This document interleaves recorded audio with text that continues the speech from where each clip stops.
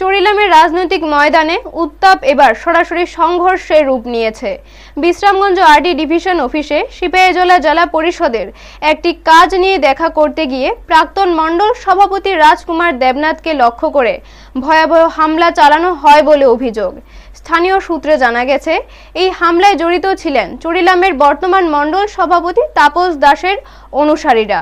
প্রত্যক্ষদর্শীদের মতে 15 থেকে 20 জনের একটি দল প্রাক্তন সভাপতিকে চরমভাবে মারধর করে, যা রাজনীতির সহিংস রূপকে আবারও সামনে এনে দিয়েছে। গুরুতর আহত অবস্থায় রাজকুমার দেবনাথকে বিশ্রামগঞ্জ হাসপাতালে ভর্তি করা হয়। প্রাথমিক চিকিৎসা শেষে বর্তমানে তিনি বিশ্রামগঞ্জ থানায় অবস্থান করছেন।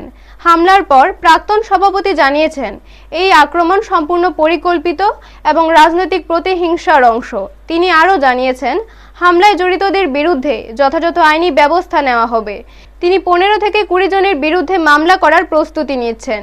এই ঘটনায় চরিলামের রাজনৈতিক পরিবেশ আবারও উত্তপ্ত হয়ে উঠেছে। স্থানীয় মানুষজন উদ্বেগ প্রকাশ করছেন এবং তারা আশঙ্কা করছেন যে অভ্যন্তরীণ রাজনৈতিক বিরোধগুলো যদি এভাবে সংরক্ষিত থাকে, তা সাধারণ মানুষের শান্তিপূর্ণ জীবনকে প্রভাবিত করতে পারে এবং নিজেদের রাজনৈতিক দলের সংগঠনকে আরও দুর্বল করে তুলবে। ব্যুরো রিপোর্ট, নিউজ তৎকাল 24।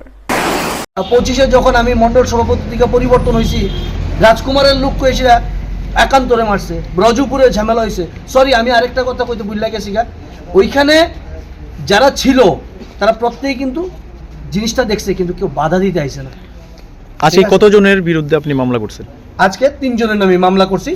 এখানে আসলো প্রায় 20-25 জন, ঠিক আছে। যারা আমার উপরে অ্যাটাক করতে আইছে আমি তার নামেই মামলাটা করছি। তো আপনি তো প্রাক্তন মণ্ডল সভাপতি ছিলেন চরিলামে, তো আপনার উপরে আক্রমণ, কি বলবেন বিষয়টাকে নিয়ে? আমি তো কইলামই যে তারা এমন একটা, তারা অ্যাকচুয়ালি মাফিয়াগিরি শুরু করে দিয়েছে, জানেন না। চরিলামের মধ্যে বিভিন্নভাবেই বিভিন্নখানে আপনারা দেখেন, এটা আমার কোয়ার কিছু নাই, ঠিক আছে। সবাই দেখে ত্রিপুরা রাজ্যের মধ্যে, যেহেতু আমরা সোশ্যাল মিডিয়াতে আসি, আপনারা সবাই দেখেন যে জায়গার মধ্যে তারা প্রমাণ করে লাইছে মণ্ডল সভাপতি, প্রাক্তন মণ্ডল সভাপতি আমরা মাইরা দিছি।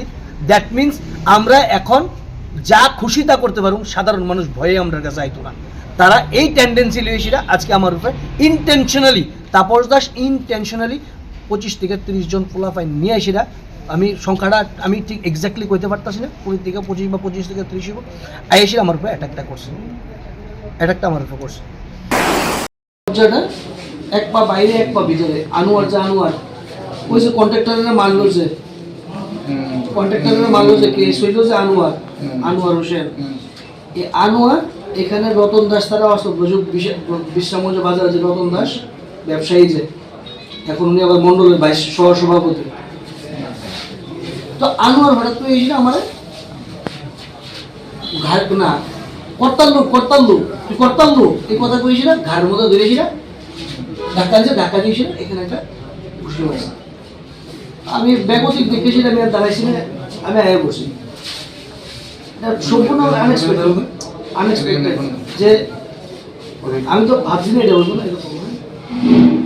আমি গেছি আমার কাজে, জেলা সভাধিপতি থেকে ওই 5টা ড্রাম, সিনটেক্স ড্রাম হয় না, ওয়াটার ট্যাঙ্ক, এটি আনতাম বা ডিমান্ড করুন যে 5টা ট্যাঙ্ক দেন। হঠাৎ করে তারপর তারা রয়েছিল, চেম্বার ঢুকে গেছে, মানে ধরেন 15-20 জন হুড় করেছিল, চেম্বার ঢুকে গেছে। বাইরে তুই বাইরে, আমি তো আনএক্সপেক্টেড, আমাদের কি বলতেছে, আমি তো ভাবতেই পারতেছি না। বাইরে থেকে শুনে